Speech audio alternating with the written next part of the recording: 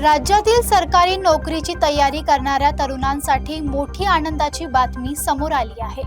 MPSCने गट क सेवा संयुक्त पूर्व परीक्षा 2026 अंतर्गत तब्बल 2619 पदांसाठी मेगा भरती जाहीर केली आहे। अर्ज प्रक्रिया 27 जून पासून सुरू होत असून इच्छुकांनी 17 जुलै पूर्वी ऑनलाईन अर्ज करावा।